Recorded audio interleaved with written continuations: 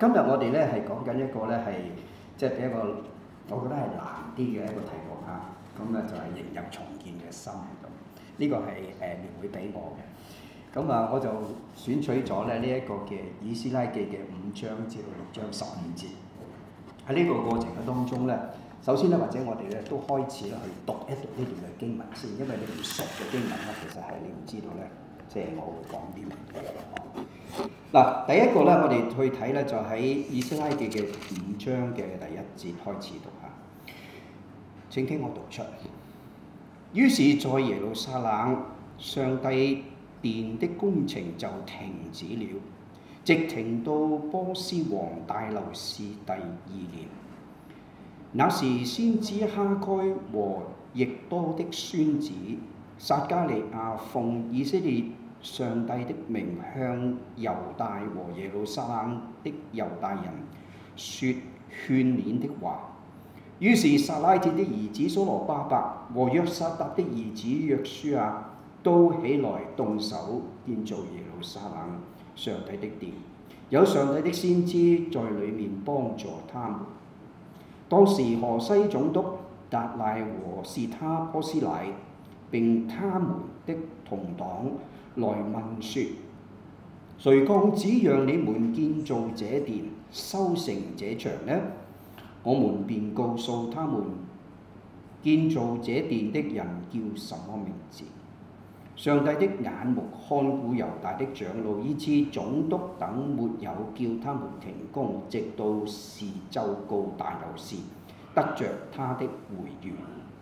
河西的總督達賴和士他波斯乃並他們的同黨，就是住河西亞法撒家人，上本奏告大流士王。本上寫着說：願大流士王諸事平安。王該知道我們往猶大省去，到了至大上帝的殿，這殿是用大石建造的，梁木插入牆內，工作甚速，他們手下亨通。我們就問那些長老說：誰降旨讓你們建造這殿、修成這牆呢？又問他們的名字，要記錄他們首領的名字，奏告於王。他們回答說：我們是天地之上帝的僕人，重建前多年的聖殿，就是以色列一位大君王建造修成的。只是我們列祖惹天上的上帝發怒，上帝把我們交在迦勒底人巴比倫王尼布甲尼撒的手中，他就拆毀這殿，又將百姓擄到巴比倫。然而巴比倫王塞魯士元年，他降旨允准建造上帝的殿。這殿上帝的殿中的金銀器，就是尼布甲尼撒從耶路撒冷的殿中掠去帶到巴比倫廟裏的。塞魯士王從巴比倫廟裏取出來，交給派為省長的，名叫切巴撒，對他說：可以將這些器皿帶去，放在耶路撒冷的殿中，在原處建造上帝的殿。於是這切巴撒來建立耶路撒冷上帝的殿的根基。這殿從那時直到如今尚未造成。現在王若以為美，請察巴比倫王的府庫，看塞魯士王降旨允准在耶路撒冷建造上帝的殿沒有？王的心意如何？請降旨曉諭我們。於是大流士王降旨要尋察殿籍庫內，就是在巴比倫藏寶之處，在米底亞省亞瑪他城的宮內尋得一卷，其中寫着說：塞魯士王元年，他降旨論到耶路撒冷上帝的殿，要建造這殿為獻祭之處，樹立殿的根基。殿高60肘，闊60肘，用3層大石頭，1層新木頭。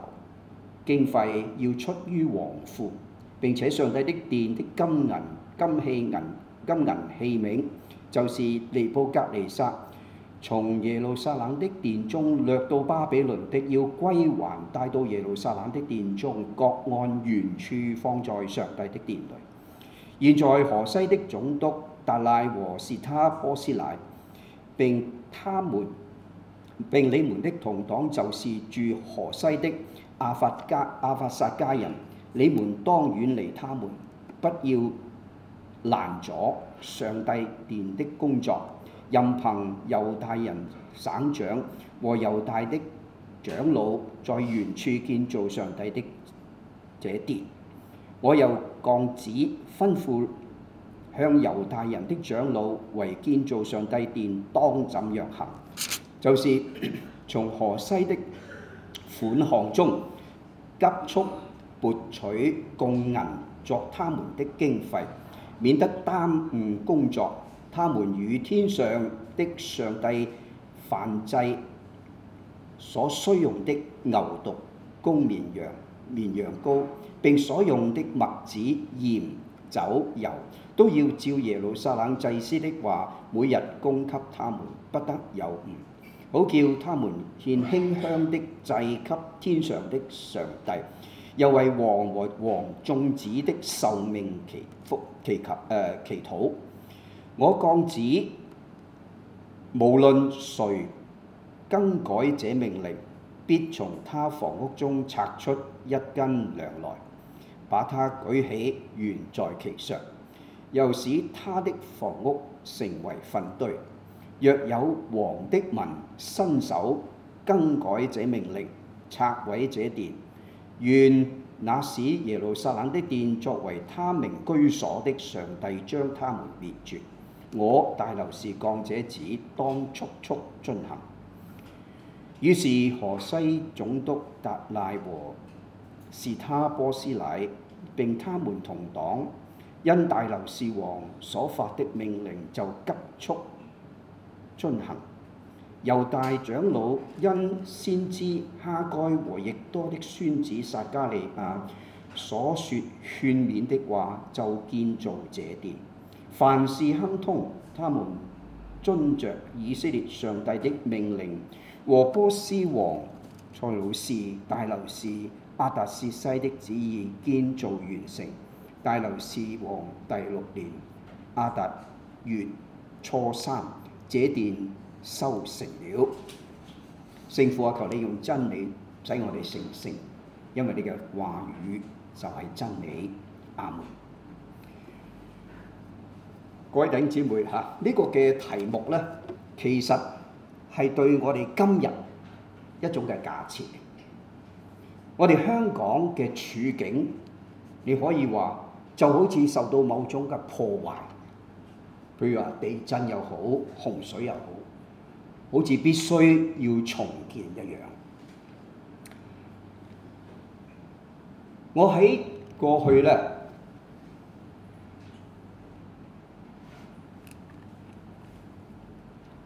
唔好意思啊。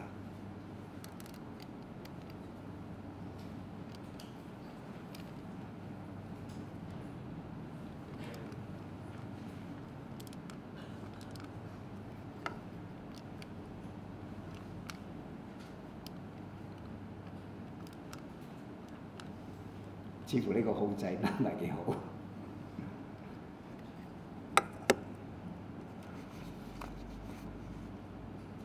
我喺去年8月咧，就喺我嘅教會嘅當中一個新嘅監督就職。喺會上邊咧，我做咗一個嘅講話。我話我哋基督教香港信義會咧，好似我哋喺呢一個嘅曠野一樣，40年咧原地踏步。其實我嘅意思咧，我哋可以話我係誇張咁樣講，就係教會咧，似乎咧係一個衰落嘅光景。嗱，我呢種嘅誇張嘅講法，其實係咪完全錯誤嘅咧？咁樣，嗱，我可以話俾大家聽，如果我而家比對嘅就係話，從2021年嘅統計比對翻1994年嘅統計咧，你可以睇到好清楚咧，呢個統計就係其實我哋真係比1994年咧仲要慘。呢個係全港嘅一個嘅所謂崇拜嘅人數嘅統計。喺呢個咁嘅事關，香港教會今日嘅光景咧，無論係我比作佢喺曠野又好，又或者係被擄嘅時間又好，其實都係有一個事實。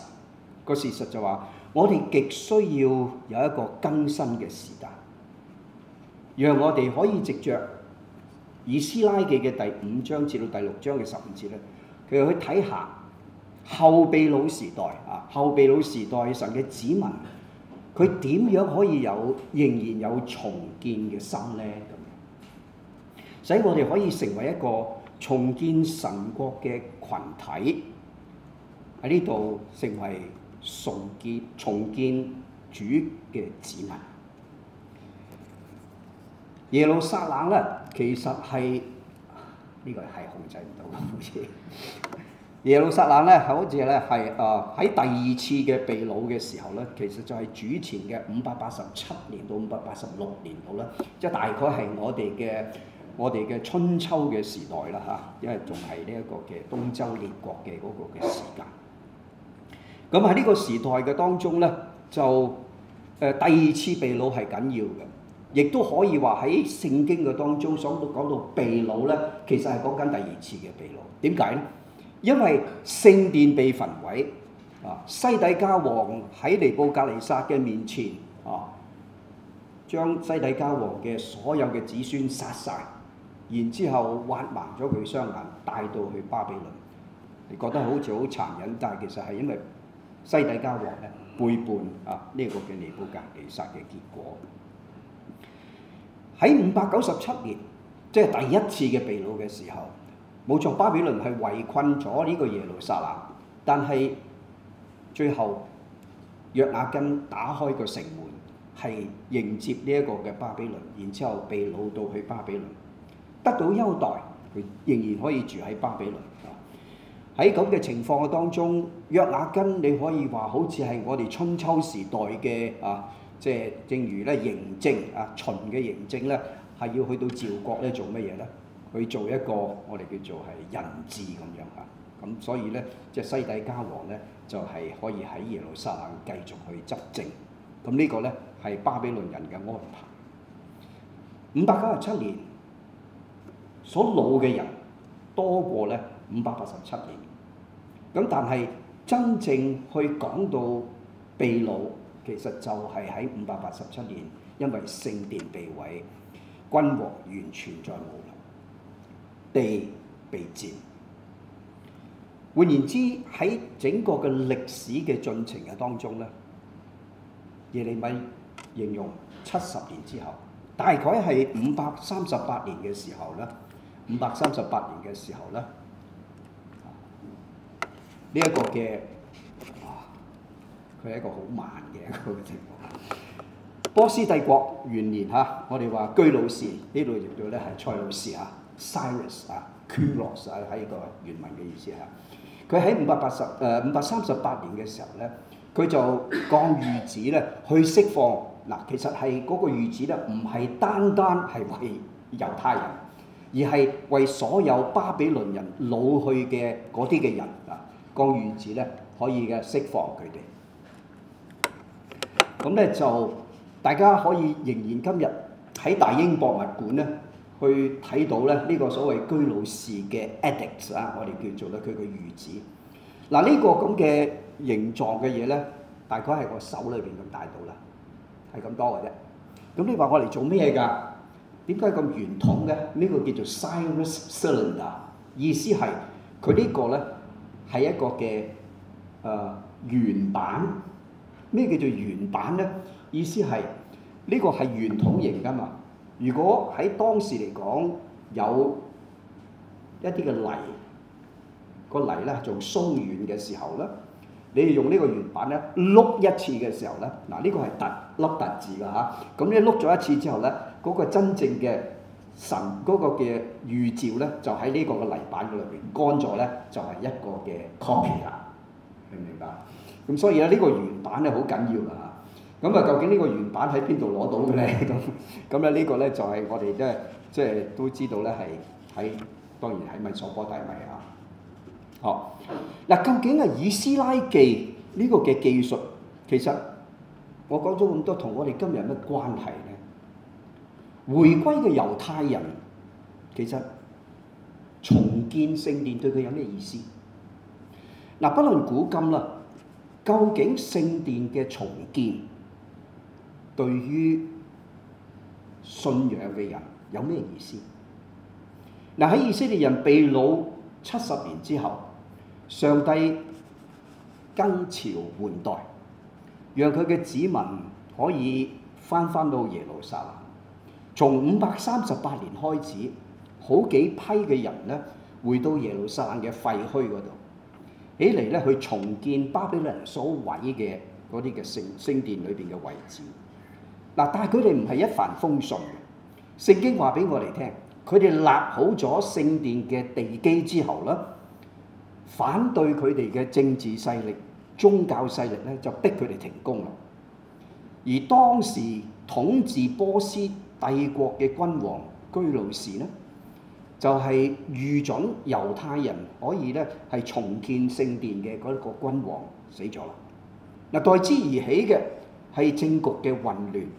波斯帝國咧正係岡比西斯去打呢一個嘅埃及嘅時候，喺猶大建造聖殿咧就石沉大海，直到520年啊，從538年直到520年，即係18年嘅時間，上帝就啟示先知撒迦利亞同哈該，藉着上帝嘅話激勵回歸嘅民眾啊，重建佢哋嘅聖殿。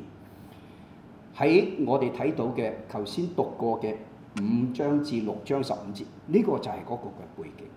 或者讓我哋再去思考一下，睇下上帝點樣藉着呢啲嘅説話咧，向我哋而家呢個嘅時代，我哋嘅香港去説話，去思考一下，作為重建群體，我哋可以點樣回應喺今日香港上帝俾我哋嘅回應上帝佢嘅心意呢？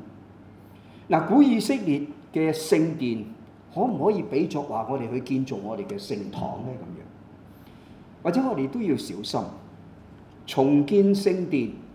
當然喺呢度可以話簡單嘅係講緊一個建築項目啊 ，building project 我哋話。不過大家一定要小心嘅就係，因為建造聖殿最重要嘅其實就係凝聚上帝子民，而喺建造聖殿佢真正嘅意義呢，係建造上帝國度同子民嘅關係。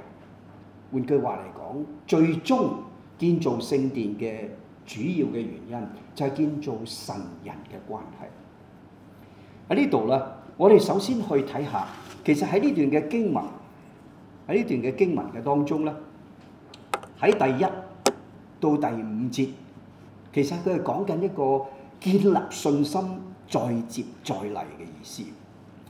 嗱，以斯拉記嘅第1、第2章咧，其實佢係描述回歸嘅群體。第3章咧就指到佢哋咧開始去建造重建聖殿，而第4章咧就係講到佢哋被逼停止工作。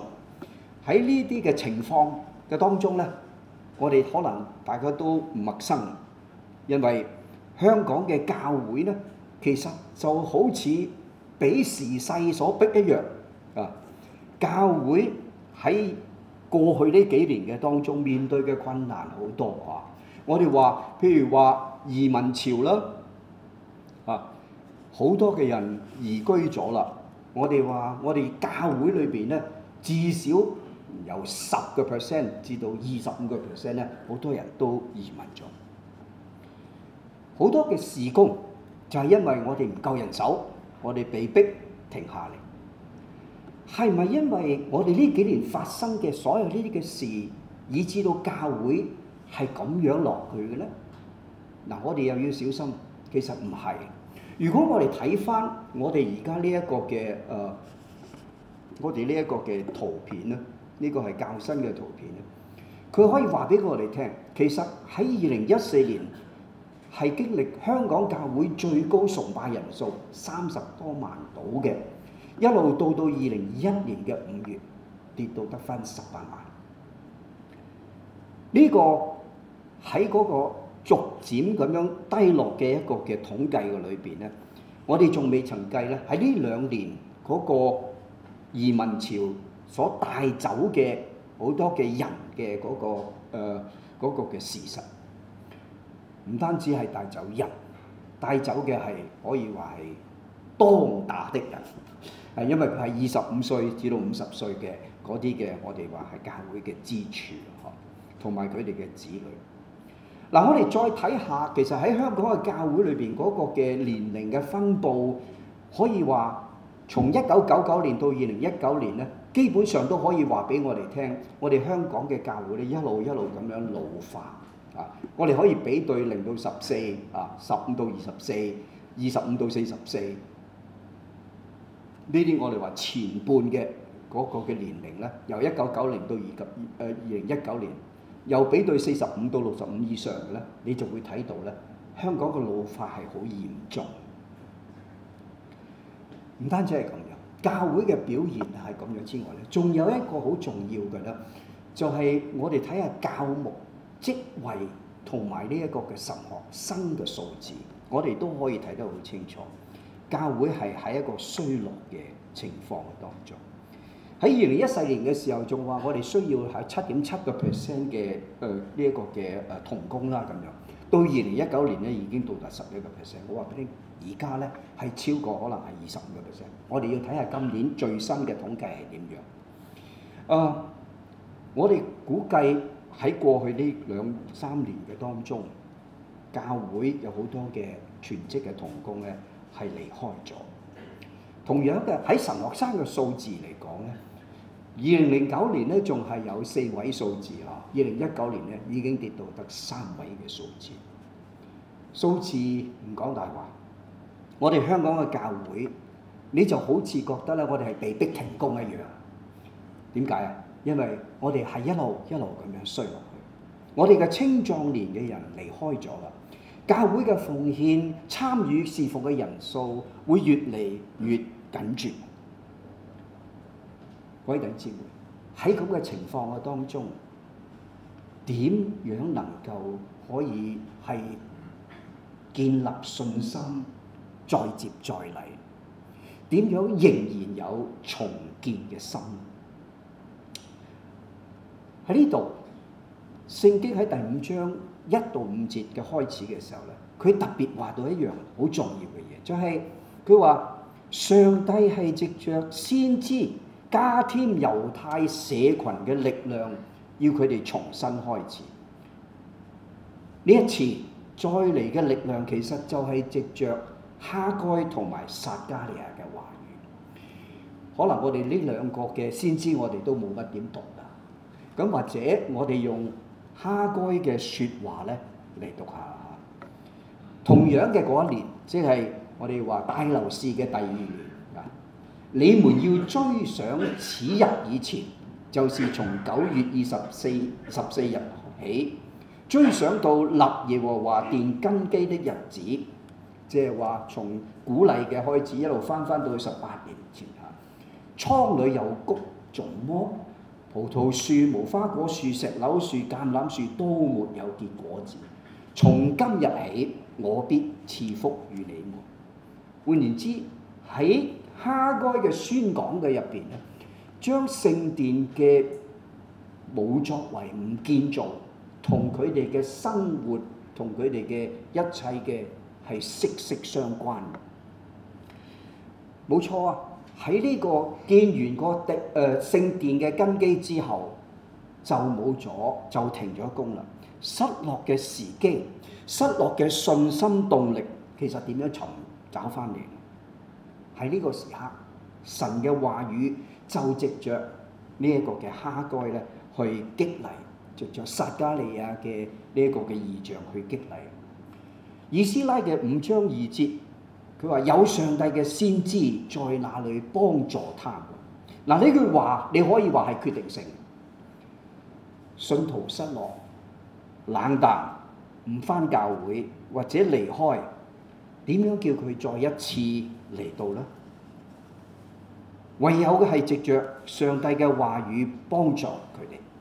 所謂上帝嘅話，其實係咩意思呢？當時係以先知喺其中嘅激勵。嗱，先知係上帝話語嘅代言啦。當然我哋今日上帝藉着佢嘅話語去讓我哋去查考、去得着，讓失落嘅係藉着神嘅話、藉着聖經嘅道去激勵失望嘅人。我哋點樣使到失落嘅心再熱起嚟呢？豈唔係只能夠藉着神佢自己嘅話語呢？喺基督嘅裏邊，我好深信曾經有信嘅人，佢哋嘅冷淡、佢哋嘅失落，唔係因為基督讓佢哋冷淡失落，而係佢哋嘅自己同埋教會。其實往往我哋睇到好多離開教會嘅人，係因為教會嘅緣故。所以我自己覺得，我哋而家喺教會嘅入邊，我哋最重要嘅仍然都係反省我哋自己，我哋究竟做咗啲乜嘢？我哋錯咗喺邊度？我頭先講喺呢個統計嘅數字嘅當中話咗俾你聽，唔係因為疫情，唔係因為呢一個嘅社會事件，唔係新常態令到教會失敗。因為你從2014年開始嗰個一路嘅走下嘅波咧，其實係講緊教會嘅自身嘅問題，係教會自身嘅錯誤而嚟嘅。如果我哋唔反省呢一樣嘢，我哋冇辦法。我哋點反省啊？你唔係藉着神嘅話語，以至到我哋可以再有呢一個建立嘅信心咧，再接再厲咧。另外，如果我哋睇第3到15節嘅時候啊，呢一次再動工同18年前已經唔同。政府嘅總督查，但係冇使到佢哋停工，因為佢哋知道聖殿嘅建成或者唔建成，對佢哋嘅意義實在太重大。佢哋有決心，但係最重要嘅喺第5節嘅入邊咧。佢話：上帝嘅眼目看顧猶大嘅長老，喺調查嘅結果嘅當中，佢哋可以繼續嘅興建，呢個係上帝特別嘅看顧。嗱，今日嘅教會嘅狀況，其實喺多方面我哋都話都不足㗎啦，包括咗老齡化咯。但係唔好讓呢啲嘅問題成為我哋嘅藉口啊，失去重建嘅心，因為問題只在於我哋係咪讓神嘅話去幫助我哋重新嘅建立呢種嘅信心，以至到我哋可以繼續建立神嘅國度。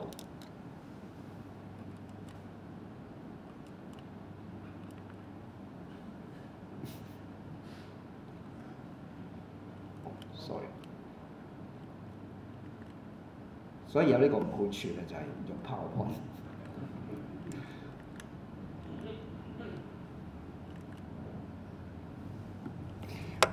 第二點咧，當我哋讀呢段嘅經文嘅時候咧，我哋睇到係建立關係去見證上帝。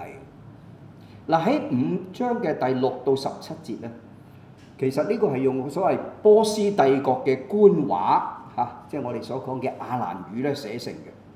嗱，呢個奏本咧，你就唔好以為咧係當時真正嘅歷史嘅文獻，唔係。呢個只係咧以斯拉作者佢用佢嘅方法去表達出嚟啊！喺呢度其實佢最重要去講出一個重要嘅理念，就係嗰個奏本講到達賴佢記述啊，佢從猶太人所得到嘅信息記下嚟。達賴嘅記錄咧，其實只係描述咗一個事實，而完全咧係冇加到自己嘅意見，亦都冇半點咧係對猶太人不利嘅態度嘅。咁我相信咧呢個好大嘅可能都係以斯拉佢寫嘅時候嘅一個嘅表達嘅方式。達賴係乜嘢啊？唔係達賴喇嘛啊，係河西嘅總督。咁咩叫做河西咧？其實波斯帝國從印度河開始，一路至到非洲嘅利比亞，以至到咧係整個嘅呢一個嘅亞細亞嘅地方咧，都係波斯嘅帝國。呢個嘅帝國嘅當中分成20個行省，其中一個行省第5行省咧就係呢一個嘅河西。河係幼發拉底河嘅西邊，包括咗而家嘅伊拉克嘅西北、敍利亞、約旦、以色列，一路直至到西奈半島，呢個都叫做河西嘅地方啊。咁啊，佢係一個嘅河西嘅總督，喺呢個嘅總督嘅統治底下咧，好明顯嘅就係回歸嘅猶太人咧，似乎同佢嘅關係都係唔錯。更清楚嘅就係猶太人對佢似乎係好坦誠。如果按照呢一個嘅內容去理解嘅話，咁喺第4節裏邊其實係隱藏咗好多學問嘅。奏本嘅內容由第4節嘅我們提供啊。咁啊經文咧就除咗係上帝，即係佢講到敬畏上帝之外，其實顯示咗啦喺呢個嘅回歸嘅情況嘅入邊，究竟啊即係呢個殿嘅建成與否，對整個嘅帝國有咩意思呢？咁樣，首先佢呢度講到話呢個殿係上帝同整個帝國有關，至大嘅上帝，天上嘅上帝，咁即係包括埋帝國啦。咁跟住咧，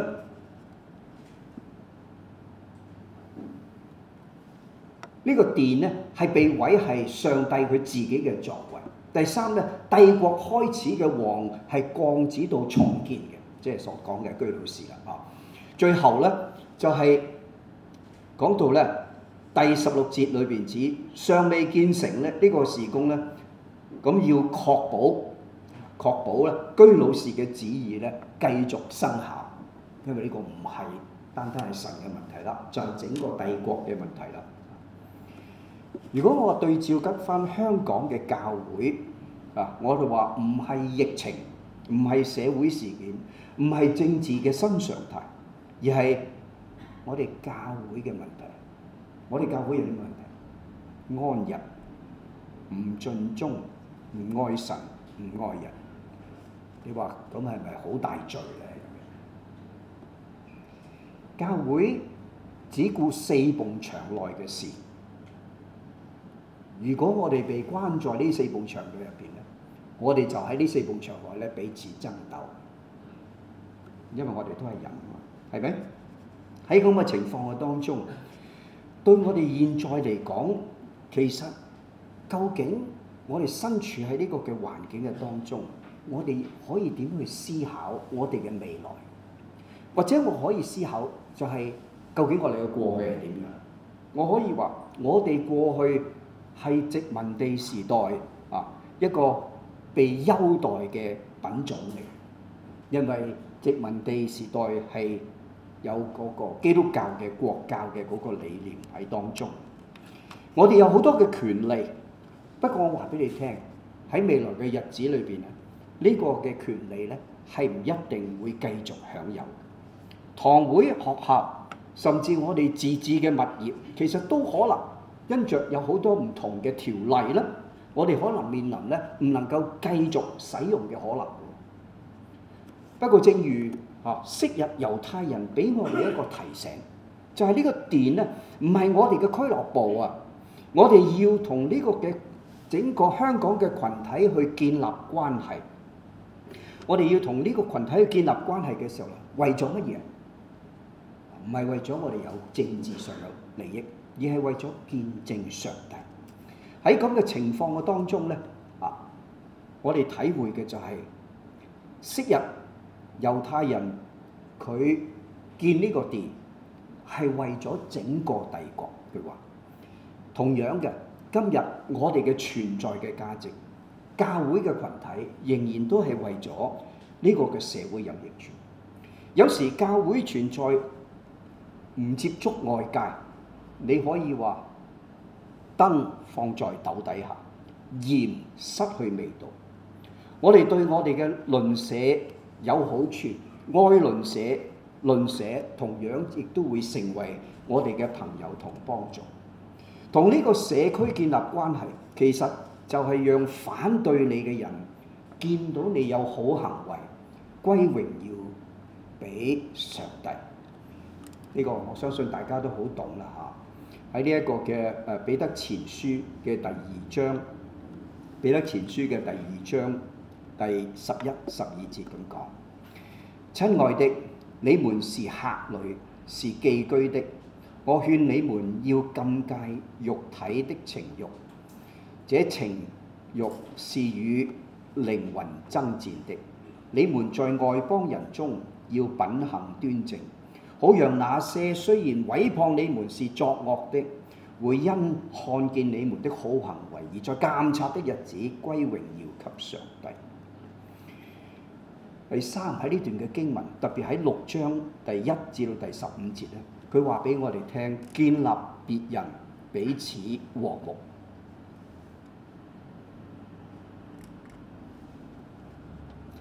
嗱，呢個嘅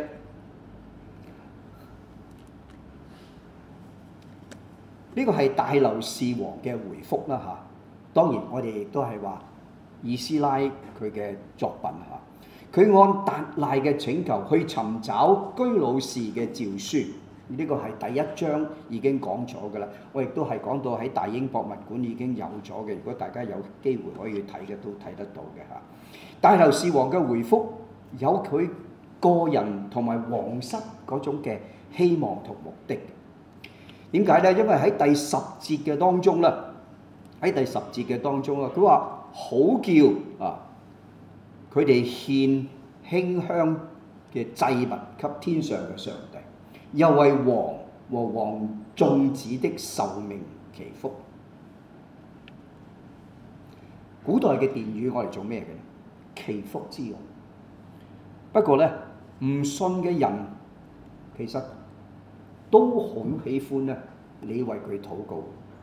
特別當我哋大家做呢一個嘅醫院嘅院牧嘅時候，你會發現得到，當一個人佢係完全冇任何嘅依靠，被病魔纏磨嘅時候，嗰種嘅心情咧，最軟弱嘅時刻，佢係容易咧去接受邊個為佢禱告都願意。我認識一個朋友，佢嘅父親咧患咗重病嚇，呢個人冇信仰嘅，亦都自尊咧好重嘅。到醫生同佢睇完之後，認為佢好嚴重，因為係癌症嚇。但係佢醫生話俾佢聽，我盡量醫你嚇。不過最後咧喺臨走嘅時候咧，醫生咧為佢禱告。禱告完咗之後，呢個老人家非常之感謝，亦都好驚訝。你咁高明嘅醫生，點解你都信靠神嘅咧？喺呢度，我相信佢嗰種對自尊、對嗰種對前邊嘅嗰種冇辦法嘅渣男，呢個老人家係起咗一個好大嘅漣漪。嗱，波斯帝國嘅君王首先想到嘅係要修呢個聖殿，其實有自己嘅議程啦，係咪？為自己嘅子孫呢個殿先至得到建成。嗱，各位，我哋身處喺一個多元嘅社會嘅當中，我哋嘅一舉一動咧，唔信嘅人咧，其實係睇在眼裏。97年冇罰單嘅，97之後加入咗啦。嗱，我亦都咧係曾經做過嚇，即係呢度你一睇就知道六宗教啊嘅一啲嘅會議啦嚇。我就好記得當年嚟講咧，孔教咧又好想咧話啊，不如我哋咧係都慶祝埋孔子誕啦咁樣。道教咧就話不如我哋都有一個道教嘅節日啦咁樣。其實我哋比其他嘅宗教強咧，喺一個多元嘅社會嘅當中，我哋只係眾多宗教嘅一個啫。點解社會或者點解香港呢個政府要優待我哋？喺呢度，我會覺得我哋嘅存在同埋我哋嘅見證建立別人咧係好緊要，彼此和睦係一個必然嘅事。我哋嘅教會首先要有公共語言，教會嘅語言咧，其實我哋都好熟悉，咩團契啊，咩弟兄啊，咩相交啊，咩培靈啊咁樣。但係要所有都得到一個所謂人家嘅了解，甚至人家會接納嘅一個公共語言咧，我覺得係好緊要咯。服侍呢個社區係一個必要嘅條件。基督耶穌佢係道成肉身，係神成為人。呢度其實係表達咗神進入呢個世界，同呢個罪世人間交往。教會喺呢個社會嘅當中，我哋一定需要藉着聖靈嘅能力，以基督作成我哋嘅榜樣，建立別人，彼此和睦。香港咧，其實就好似所有咧已發展咗嘅城市一樣。其實呢個城市最困難嘅係乜嘢咧？孤單。呢個城市最困難嘅咧就係孤單。我睇嘅一個美國嘅一個嘅教會嘅統計，就係城市教會要幫助社區嘅人咧，去面對嗰個孤獨嘅問題。教會就係有咁多嘅人可以去幫助嗰啲成日都坐喺廣場、坐喺屋邨嘅樹旁嘅人。喺呢個統計嘅入邊，佢話俾我哋聽。無論係教友28%，或者唔信嘅社區人士咧，至少都有17%，都認為喺今日社會裏邊最困難嘅就係孤獨嘅問題。我話俾你聽，香港都唔例外。重建群體係一個建立別人嘅群體嚟嘅，亦都係代表咗咧呢個群體佢藉着禱告、藉着行動咧去使到呢個社會有益。我哋重建我哋呢個嘅群體係為要我哋更有效嘅去見證基督。如果我哋呢個嘅群體都敵擋我哋嘅話，其實我哋係冇辦法工作嘅。我哋點樣去能夠更加好服侍群體呢？我哋教會其中一個嘅禱告，其實就應該針對我哋嘅堂會所身處嘅社區，為佢哋禱告。當佢哋喺我哋嘅禱告嘅當中，我哋會更注意到佢嘅需要，我哋亦都更能夠去服侍佢哋。點樣重建嘅群體仍然有重建嘅信心啊？我哋面對現在同埋未來更多嘅嚴峻嘅考驗，我哋點樣重建弟兄姊妹嘅信心呢？我話從2014年開始，教會就走下坡，直到現在我哋都感受到。但係各位，比起初代嘅教會嚟講，受迫害分散，我哋仍然能夠照常喺香港見證，其實呢個係幾咁大嘅恩典。讓聖靈俾我哋見識現在嘅挑戰同問題咧，係上帝俾我哋嘅試煉，讓我哋持守真理，讓我哋持守真理，現有重建教會嘅心，成為上帝一個流通嘅管子。榮歸聖父、聖子、聖靈，昔在今在，永遠常在嘅上帝。我哋一齊同心祈禱。天父，我哋感謝讚美你，因為你無論喺各人唔同嘅時代，你都讓我哋堅守信仰，讓我哋仰賴從你而嚟嘅話語。求恩主就幫助我哋，藉着以斯拉嘅回歸同埋佢嘅建立，幫助我哋去理解我哋今日點樣喺呢一個嘅環境嘅當中，仍然使到教會有一個重建嘅心。一主幫助我哋，讓我哋每一個同工弟兄姊妹都能夠秉持從起而嚟，藉着聖靈嘅引導去建立主你自己嘅國度，祈禱奉耶穌聖名。